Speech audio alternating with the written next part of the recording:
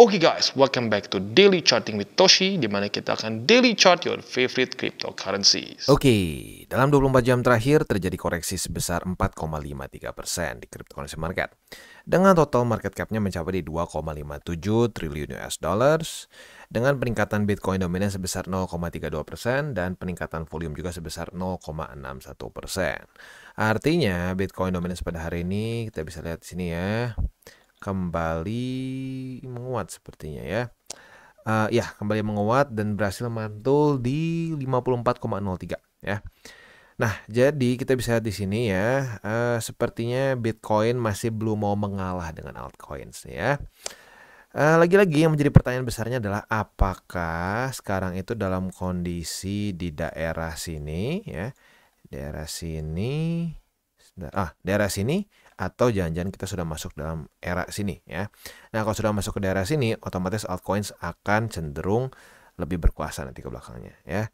Tapi lagi-lagi, walaupun kita dalam kondisi di sini pun, secara risk reward ratio-nya menurut gue sudah cukup menarik untuk kita mulai akumulasi ya. Oke, next kita akan geser dulu ke reminder bahwa sekarang Crypto Indonesia sudah aktif di Twitter. Buat yang belum follow, silahkan bisa follow di @toshicryptoindo, di mana kita akan membahas segala sesuatu yang berhubungan dengan kripto, bentuknya bisa analisa, news maupun juga memes ya. Ini kalau sedikit bolot, sorry ya, karena memang gue lagi nggak di rumah, gue lagi di luar kota, jadi ya mungkin wifi-nya bisa sedikit sketchy ya. Economic calendar, kita geser dulu ke GMT plus 7. Nah, mungkin buat lo yang bertanya-tanya nih, Bang, kenapa kripto tiba-tiba koreksi dengan cukup signifikan ya. Bitcoin sekarang ada di angka di bawah dari 70.000, kemarin udah kayak mau ke all time high, kenapa bisa jadi di bawah 70.000 lagi. Ini ada teori, ini belum bisa dikonfirm ya, lagi-lagi masih teori bentuknya. Katanya jangan-jangan ini terjadi karena CPI US bocor ya. Nah, coba ya kita lihat pada faktanya nanti jam 7:30 malam apakah sesuai atau tidak ya. Nah, tentunya kalau core CPI ini kita bisa lihat ya, harapan kita adalah supaya dia itu lebih rendah daripada ekspektasi, karena lower than expected reading should be taken as negative or bearish for the USD. Nah, kalau dia lebih tinggi, ini biasanya akan membuat indeks dolar menguat ya. Dan kalau kita lihat di sini, indeks dolar itu cenderung coba kita cek ya. Sekali lagi sorry, ini sedikit boyot ya, karena memang gue lagi nggak di rumah. Sedikit menguat sih ya, sedikit menguat dan mulai retest ke 104,15. Jadi jangan-jangan seperti itu ya. Nah, data ini akan keluarnya bukan cuma CPI aja ya, akan ada juga core CPI.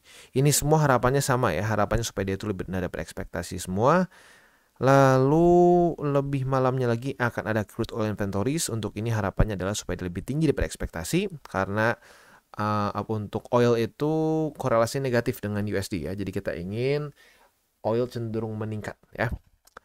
Udah gitu malamnya lagi udah beres. Ini untuk yang tanggal berapa nih? Tanggal 10 ya, hari Rabu ini akan keluar data core CPI ya. CPI-nya juga ada yang monthly dan juga ada yang yearly. Plus nanti malamnya lagi akan ada crude oil inventories. Untuk besok ya, besok tanggal 11 April dari US malam itu atau subuh ya, subuh jam 12 akan ada keluar 10-year note auction. Ini bintang 3 ya, dan juga akan ada FOMC meeting minutes. Nah, jadi siap-siap nih, besok subuh jam 1 akan ada FOMC meeting. Harapannya tentunya supaya mulai cenderung lebih dovish ya, mulai keluar kata-kata seperti kita mungkin harus memikirkan untuk QE, untuk mungkin akan ada kata-kata seperti stimulus. Kalau keluar kata-kata seperti itu akan cenderung membawa indeks dolar melemah dan membuat risk on asset cenderung lebih mudah untuk meningkat ke atas. Tetapi dengan syarat ya, US nggak kena resesi. Kalau US kena resesi akan mirip-mirip seperti di cycle kemarin ya. Kita lihat di sini cycle kemarin tuh kalau kita tambahin sama interest rate ya, interest rate turun, di sini turun ya, tetapi kalau kita lihat Bitcoin juga sempat ikutan turun harganya. Loh, kenapa Bang? Bukannya interest rate rendah itu bisa membuat kripto ngepump? Benar. Ya lu lihat sendiri di sini. Waktu interest rate-nya super rendah, kripto ngepump. Tetapi butuh waktu. Alasannya kenapa? Karena US kena resesi. Kalau US kena resesi, ya suka nggak suka, kripto maupun aset kelas lain cenderung akan turun. Karena di dalam masa-masa resesi, orang untuk makan aja ngirit, apalagi untuk investasi. Gitu. Jadi Yang kita inginkan adalah soft landing dari the Feds ya. Jadi peningkatan interest rate-nya pas, nggak kena resesi dulu. Kalau nggak kena resesi dulu, langsung terjadi penurunan interest rate, itu adalah skenario terbaik untuk crypto in general ya. Jadi ingat, interest rate turun bagus, tetapi kalau sampai kejadian resesi dulu, cenderung akan membuat aset kelas tersebut turun duluan ya, turun dulu baru pelan-pelan recover ya. Jadi itu kurang lebih yang harus kita perhatikan. Next kita akan geser ke news ya. Newsnya ini adalah likuidasi. Kemarin kita bisa lihat dalam 24 jam terakhir terjadi likuidasi sebesar 70 juta US dollars. Ini bukan cut loss ya, ini likuidasi. Jadi ini adalah para traders yang over leverage. Apakah lu salah satu ini dalam sini? Gua harap enggak ya, tapi kalau sampai iya jadikan pelajaran ya, sampai keulang lagi ya. Jadi ada 106.000 traders yang terlikuidasi. Dan ternyata totalnya ini cuma BTC yang 70 ternyata ya. Totalnya gue salah baca, ternyata totalnya itu 293 juta. Makanya gue mikir kecil banget ya, biasa lebih gede. Ternyata 70 juta hanya di Bitcoin saja. Totalnya 293,8 juta USD. Wow ya. Oke, next kita bisa lihat di sini ke Twitter ya. Di Twitter di mana gue harus ingatkan lagi, setiap crypto cycles itu ada shakeout ya. Shakeout ini adalah masa-masa biasanya setelah pre-halving ya, atau ya masa-masa pre-halving lah. Tapi kayak ini sedikit aneh ya. Hope-nya ini lebih gila daripada yang sebelum-sebelumnya. Ini bahkan keterusan sampai nembus new all time high ya. Quite bisa dibilang sedikit menakutkan karena bisa jangan-jangan membuat cycle berubah. Tetapi ingat, ada possibility terjadi shakeout ini. Nah, saat shakeout ini, apakah kalian akan cut loss atau tidak? Nah, itu yang menjadi pertanyaan, begitu ya. Semoga aja enggak ya. Nah, salah satu cara untuk bisa kita nggak cut loss adalah kita sudah tahu apa yang kita beli gitu. Kenapa kita beli kripto ini? Kenapa kita beli altcoin tertentu gitu. Kalau kita nggak tahu ya, alasannya cuma karena teman-teman kita ikutan beli. Nah, disitulah kripto turis akan mulai cut loss. Nah, saat cut loss, ngepam lagi, FOMO lagi, beli di resisten lagi, dan terus mengulang seperti itu, lingkaran setan ya. Oke. Next kita akan geser ke TA. Untuk TA-nya sendiri kita bisa di sini ya, Bitcoin dalam kondisi yang sebenarnya dibilang jelek banget sih enggak ya, tapi ya bikin sport jantung juga karena dia itu kemarin koreksi 3,46%. Tetapi good newsnya apa? Walaupun 70.000 gagal menahan, MA20 masih menjadi support untuk Bitcoin ya, which is good ya. Jadi harapannya adalah supaya Bitcoin bisa tetap bertahan di atas dari MA20. Kalau bisa reclaim 70.000 ya, sekalian kalau sampai 70.000 berarti setup posisi long kita kena juga. Asik ya. Udah profit futures, reclaim juga struktur ya, that's good. Oke, itu untuk Bitcoin. Selanjutnya untuk indeks dolar kita udah bahas tadi sedikit ya. Harapan kita sih ya dia reject kalau 104,15 ya, dan semoga yang desas-desus CPI yang udah keluar itu atau yang bocor itu nggak beneran ya. Kalau sampai ternyata beneran, mungkin indeks dolar bisa menguat lagi gitu ya. Untuk Bitcoin dominance, overall sih masih terus di daerah yang mirip-mirip ya. Sekarang mungkin range-nya adalah di 54,5 sampai 54,03. Tinggal kita lihat nanti kalau dia berhasil lagi tembus ke atas, berarti secara overall-nya Bitcoin kembali menguat ya. Oke, jadi kurang lebih seperti itu. Selanjutnya kita akan geser ke buy limit. Tetapi sebelum kita masuk ke buy limit, gua akan disclaimer dulu bahwa semua konten dari TCI bukanlah financial advice. Ini semua bentuknya adalah edukasi. Lalu bagaimana cara untuk mendukung TCI? Ada banyak caranya. Lu bisa like our video, bisa share our video, atau juga bisa menggunakan link referral kita di bawah. Nah, sekarang kita akan dengar lu pesan-pesan dari sponsor kita pada hari ini. Dan nyaris ketinggalan ya. Selamat Hari Raya Idul Fitri buat lo yang merayakan ya. Semoga semakin penuh dengan berkat ya. Semoga bisa aman sampai ke tujuan ya, dan nanti bisa kembali lagi juga ke tempat kerja masing-masing. THR jangan dihabisin semua ya. Gue berharap lo sisihkan setelah udah semuanya sudah intinya sudah ada pos-posnya. Semoga lo sisihkan untuk investasi karena lagi-lagi ini masih satu masa-masa yang bagus untuk kita mengakumulasi kripto ya. Oke, sekarang kita akan dengar dulu pesan-pesan dari sponsor kita pada hari ini. Oke, today's video is brought to you by Simple FX. Dimana di sini kita bisa trade berbagai macam asset class. Ini cocok banget buat lo yang mungkin sudah terbiasa trading futures, ya sudah kebayang semua, tetapi mungkin merasa bahwa aduh, cryptocurrency market kurang banyak pair nih, ya, lu pengen pair yang lain. Nah, lu mungkin bisa pertimbangkan untuk menggunakan Simple FX karena di sini sangat banyak sekali aset kelasnya. Lu mau kripto bisa, ya, tapi lu mau forex juga bisa, indices bisa, commodities bisa, ya, equities dari US, ada Great Britain, ada Germany, ada France, ada juga dari Japan, ya, dan semua lengkap banget. Nah, mungkin yang menjadi satu pertimbangannya lagi nih, kalau di kripto itu kan secara garis besarnya mengikuti Bitcoin. Nah, dengan lu menggunakan aset kelas lain, ini bisa benar-benar banyak banget variety-nya gitu. Jadi cocok banget buat lu yang merasa bahwa cryptocurrency market nggak cukup nih, gue pengen market lain.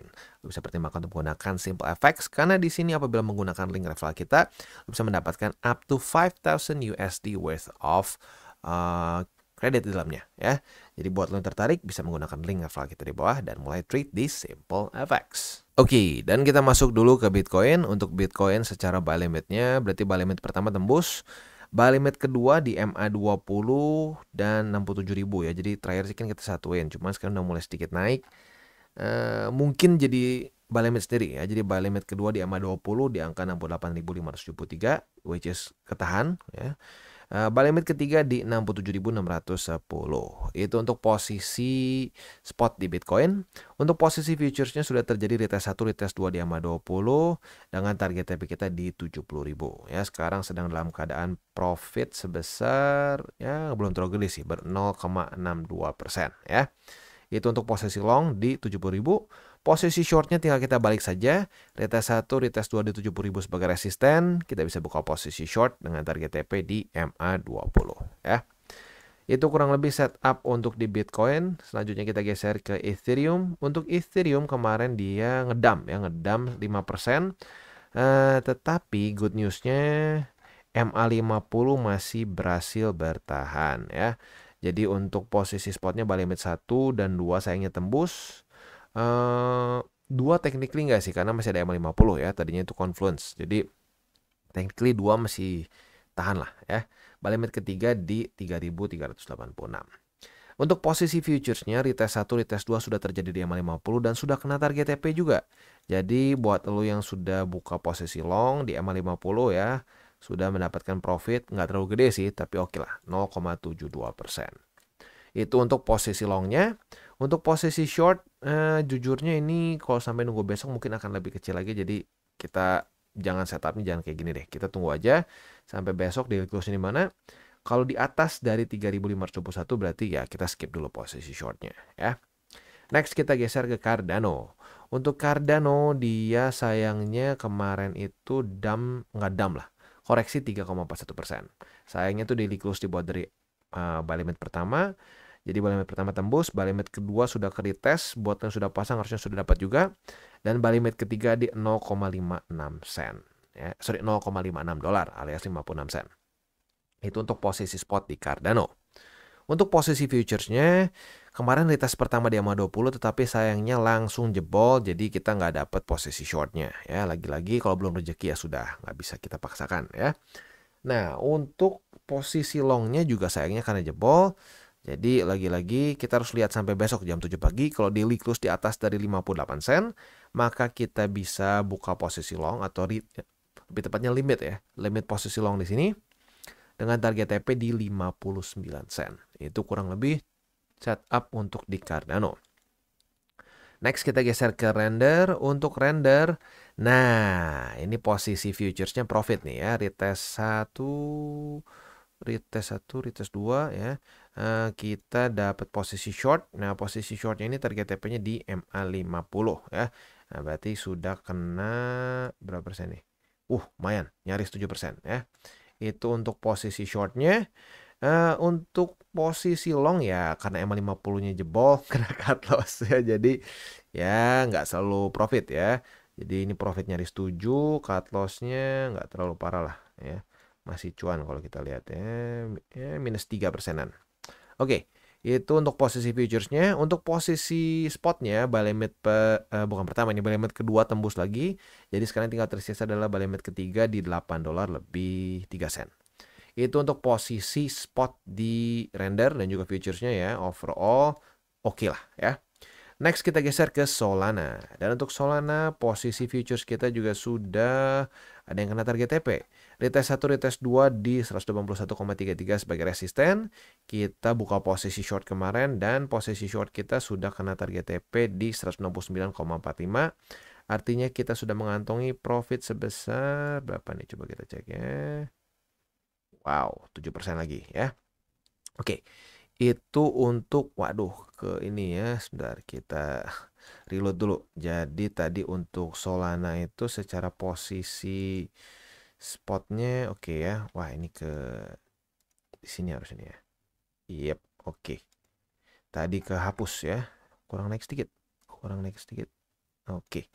Nah, jadi dia itu tadi posisi shortnya udah kena target TP. Posisi longnya hari ini belum dapat ya, karena baru retest pertama kemarin. Hari ini kita masih bisa pasang limit di 169,63. Apabila terjadi retest kedua pada hari ini sebagai support, kita bisa buka posisi long dengan target TP di 121,33. Itu kurang lebih setup untuk di Solana secara futures ya. Untuk posisi spotnya ini buy limit 1 tembus, 2 tembus, tinggal 3. Yang ketiga itu di angka 169,63. Jadi buat lo yang belum pasang buy limitnya bisa pasang juga di situ ya. Oke. Jadi kurang lebih seperti itu untuk DCWT kita pada hari ini. Sekali lagi gue ucapkan selamat Idul Fitri buat lo yang merayakan. Semoga semuanya yang mudik bisa aman di jalan. Semuanya bisa kondusif ya.